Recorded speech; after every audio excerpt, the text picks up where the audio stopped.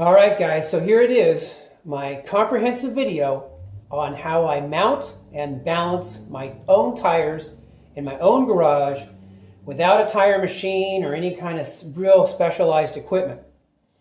So the first thing you need to know about this process is that it stands on the shoulders of my video on buying used tires the right way. So I think that before you watch this video, you should view my video on how to buy used tires the right way. And I have links in the description for that video. And again, I recommend that before seeing this video. Now, let me say that this process is not easy. This process is for the person who's had a very bad experience at the tire shops like I have, where they scratch up your rims like you wouldn't believe. They charge you a ton of money, $900, $1,000. They hit you with all kinds of fees, and they want to do an unnecessary alignment, and it's just a nightmare. You just can't stand these tire shops. So if you're that kind of person, this is the video for you. Now, before I get into the video itself, let me just say real quickly that unfortunately my neighbor was doing a bunch of landscaping work and making a bunch of noise, so I wasn't able to do a video for you like I normally do, but I'm just going to kind of do the best I can with this. I'm going to explain to you the process and then show video clips and pictures as we go along. I think it'll work. Just bear with me here. So the first thing you're going to want to do is remove the Schrader valve. And here's a video of me removing the Schrader valve.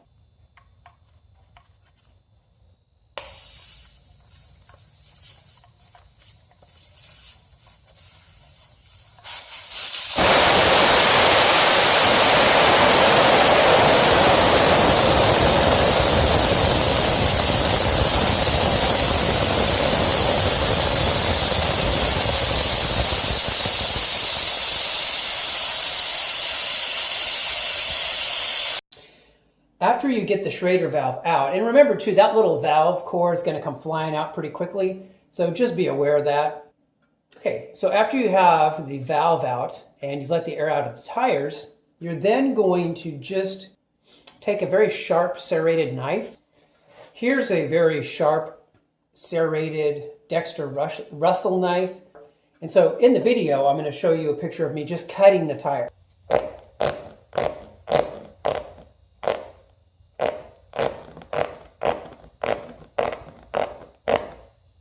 So after you've cut the tire, you can see in the picture that basically the tread part has been removed from the tire, and you just have like the sidewalls remaining. And so now you're at the phase where you can go ahead and break the bead. Now, the only way that I've ever seen that really works in terms of breaking beads, the only thing that has really ever made sense to me, and when I saw it, I said, oh yeah, that's it, is the actual Bead Buster. If you go to beadbuster.com, you can see that this is actually I got the XB451. And the reason why I got the XB451 is because the arm here, you can get an arm that is longer depending on your needs. You can get a longer arm like that. So this arm is removable. You just take the wing nut, remove it, and you can put on a different arm. So they had that. They also had this, which is very interesting. So the 451 comes with a post-style arm. It's a clamp arm that is a post-style. And the reason why this is important is because, in the next pic, I'll have a picture where you can see I'm using the shorter arm on the back side of the wheel to break the bead. And this shorter arm works fine for where you do not have rims that have a real angled, a gradual angled clamping surface. If you do have an angled clamping surface, these short little arms don't really work. So what you're going to want to do is you're going to want to go to beadbuster.com, and you're going to want to look at the video by Warren. And he does a great video on how to remove or break the bead on a tire. But the thing is with Warren is that he's working on an ATV wheel where the short arm works really, really well. On my vehicles, none of them does the short arm work very, very well. It works well for the back side of the rim, but on the front side, that's where things get a little more complicated, okay?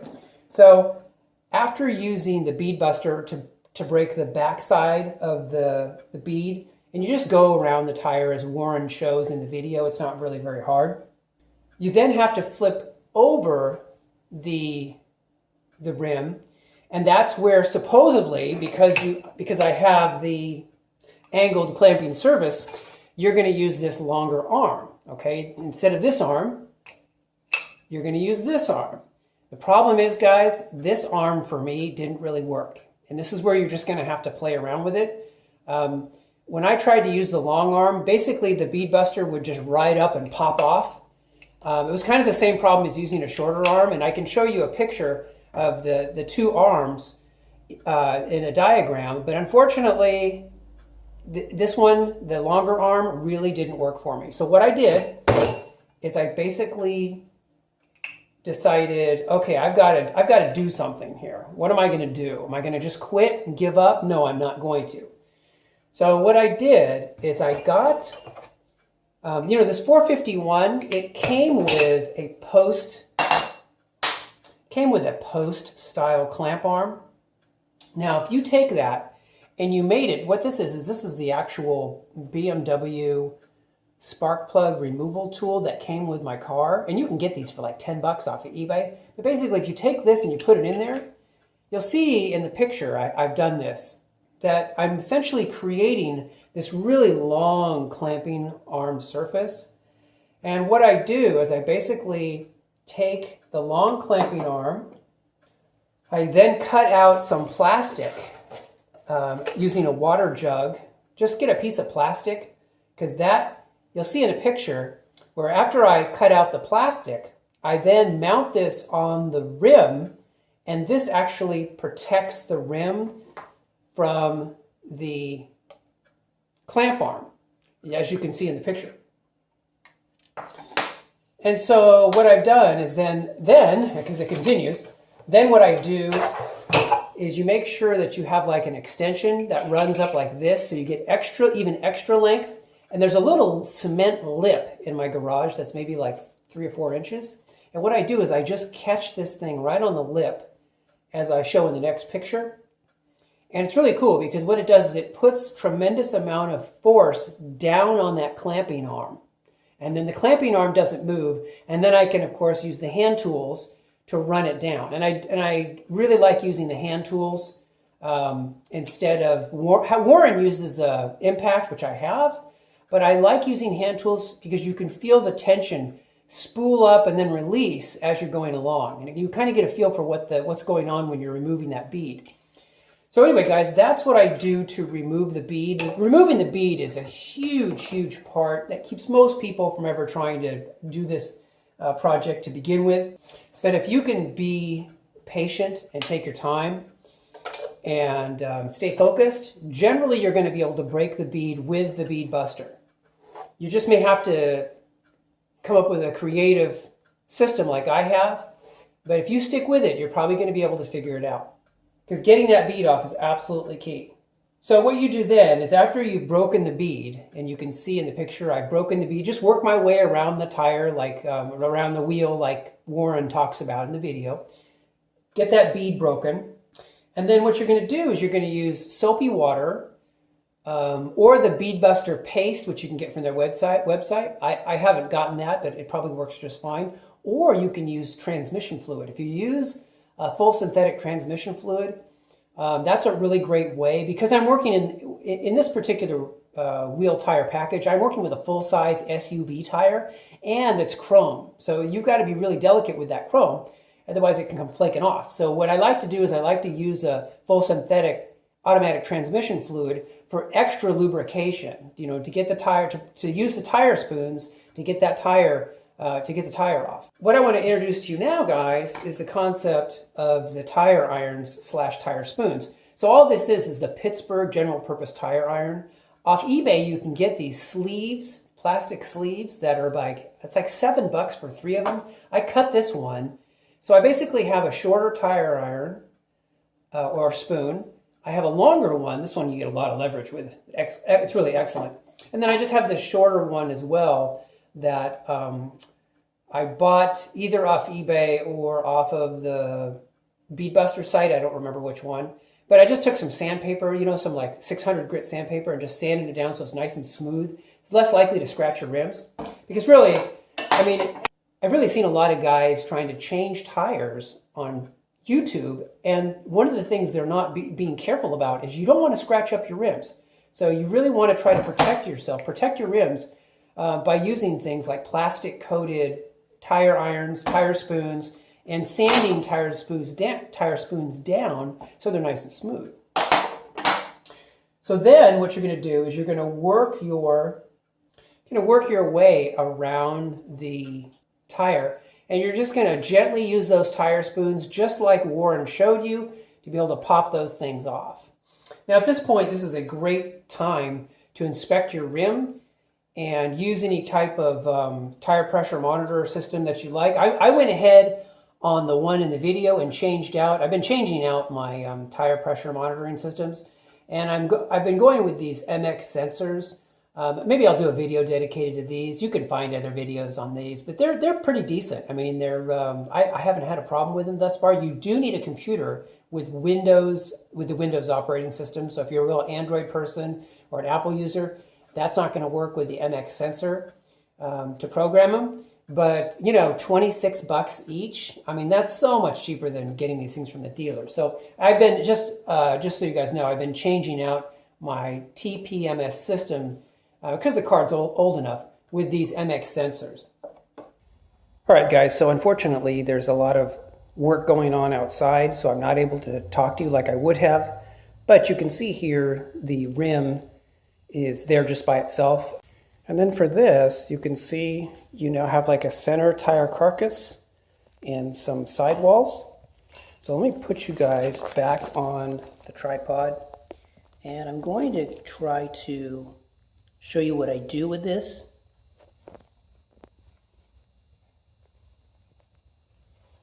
Okay, so what I like to do with this, I like to move these little sidewall pieces aside, and then I just take this center section, I take it and I push it together, and I bring it around.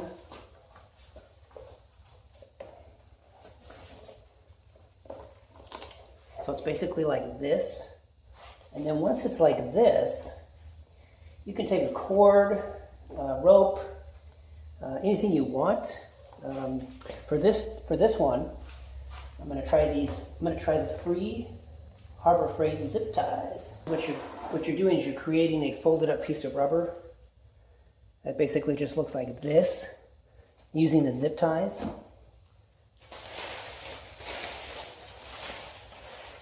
Take a trash bag.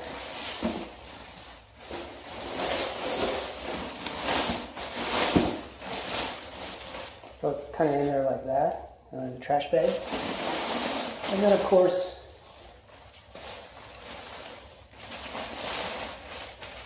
you can add the outer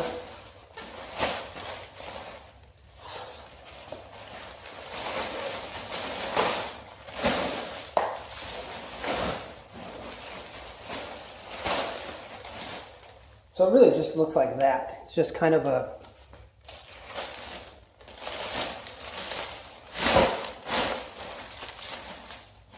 trash bag full of rubber. Now obviously, you know, research your local laws and ordinances. Make sure you're not going to dispose of this in any way that's illegal. But that's a really great way to take a tire and make it easy for disposal, prepared for disposal. Okay, so now we're at the phase where we can actually put the tire, the newer tire, it's not going to be brand new, but it might be, but in my case, it's a Kumo Cruisin with about 85% tread life still left on it. So it's really in good shape. So I'm going to go ahead and put that on in this video. All right, guys, so what I'm going to do is just take the ATF fluid and go around the edge like this. And you are going to put the tire on this way, okay? And just go ahead and add a nice film of ATF fluid all the way around. Now this ATF fluid, I will grant you, it does not smell great, but it's the Max Life is such a great lubricant. To me, it's better than any kind of a soap and water that you could use.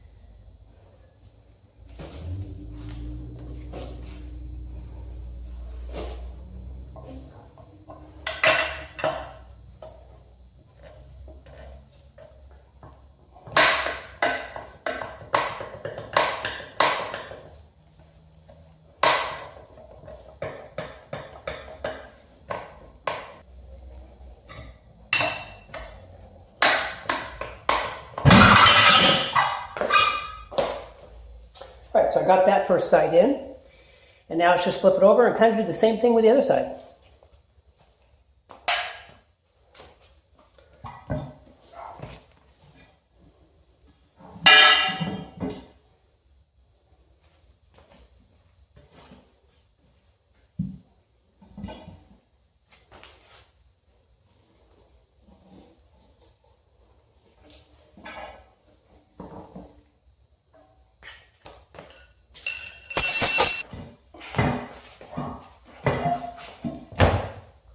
Now, I'm not saying this is an easy process, guys, and you're going to need some strength. If you're not a guy that can bench press maybe 180 pounds or so, you probably shouldn't try to take this on. It does require some strength. So anyway, just going to do the same thing on this side now. And really just keep going to the Warren video on beadbuster.com. He has better technique than I do, although this is a full-size SUV rim. So this is going to be a lot tougher. Okay, so now that you've watched that video, you can see that you just got to kind of wrestle with it a little bit. And then you're going to flip it over. Then you're going to do the same thing with the other side. At this point, I was able to go ahead and get the tire on. And now you're ready for the phase where you're actually going to spray down your bead and go ahead and just spray some soapy water in there. Get a paper towel and clean it out a little bit. And then I'll show you a quick video of me inflating the tire and getting that great pop.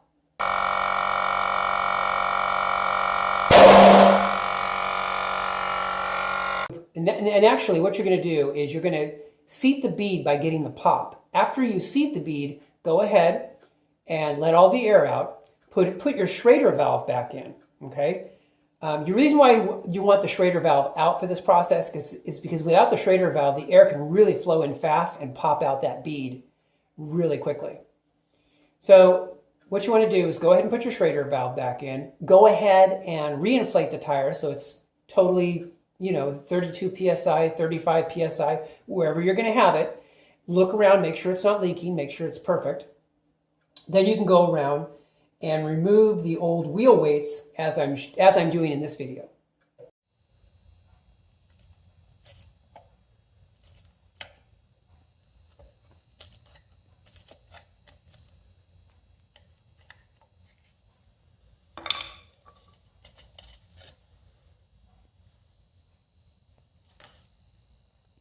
Now it's time to go to the balancing. Now, when you balance the tires, you're actually going to I use a bubble balancer as seen in this picture. These are available for like, 50 bucks or so. Really inexpensive, and they're a great way to balance your tires. Now, what I do, as you can see in the picture, normally I would use a piece of painter's tape to mark where I need to add weight. But in the picture, I'm pointing to the valve stem because the interesting thing is where the painter's tape was going to go was right at the valve stem. So I don't really know, I don't really need to put any painter's tape on there because the valve stem is the marker of where I need to add some weight. And in this instance, I added about 2 ounces, and you can get the tire weights over at Harbor Freight for pretty cheap. And I think it's like $6, $7 for a bunch of them. And what I did in this instance to get it to balance, to have that bubble be right in the middle, I just added 2 ounces, so 1 strip, kind of to the inside of the rim, where you can't see it from the outside.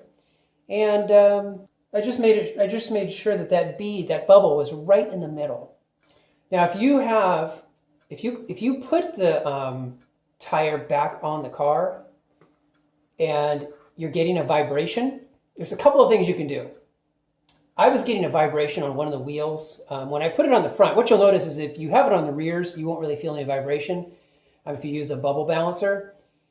If you put them on the front, put the wheels on the front, then sometimes when you're going faster, 60, 70, 80 miles an hour, you'll start to get a little bit of vibration in the steering wheel.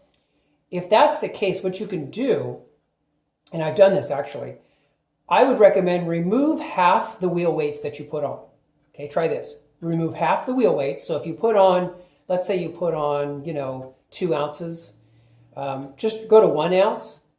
And then what you're going to do, go ahead and break the bead, okay, like I talked about earlier. And you're going to add 3 ounces. This is a 6 ounce bag of rapid tire balancing beads. This is what you're going to do is you're going to go half of 6 ounces, so 3 ounces in each tire. So you basically pour half in each tire and go ahead and close it back up again. Reset the bead with that great popping sound. And then see if that doesn't make a big difference. Sometimes you'll have to play around with this a little bit. And honestly, if you just can't get it right and you're just really struggling with the tire balancing, you can always take it to a used tire shop and have them spin balance it on their machine. I mean, that's like 10 bucks. So that's not really a big deal. I haven't had to use that thus far, but that's always been my reserve idea. If I can't get the tire to balance. Another thing that's really great about this whole process, guys, is that because it's so cheap, I mean, because you're spending, 55, 60 bucks for a tire, if it doesn't work out, let's say you put on 4 tires and one of them just won't balance. I mean, no matter what you do, it just won't balance. The reality is you're saving so much money doing this. I mean, instead of going $900, $1,000 at a tire shop, you're saving so much money that this basically, if you had to order another tire and just try it again with another tire, you're still way ahead of the game.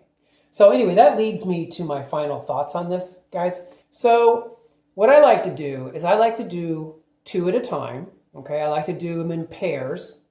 And that way I'm spending between 3 and 4 hours, on a Saturday or a Sunday afternoon or something, putting on 2 tires, 1 axle, right? And because I use really high quality tires, as I talk about in my other video, these tires last me a long, long time. Years, many years. So it's not something I do very often, but it is something that's very satisfying if you can do this yourself and you can keep yourself out of the tire shop. So anyway, guys, just for a final thoughts, I wouldn't even consider going to a tire shop anymore. I mean, I just wouldn't even consider it after doing this process. But it isn't for everybody, and I have no problem with any of you guys out there saying, Tom, you are a crazy man. I cannot believe you go to this extent to avoid the tire shops. You're just like a crazy person. I am totally willing to admit that, guys. But I wanted to share this with you. It's been a fun odyssey for me. I hope you guys are doing well, and I will talk to you guys in the next video.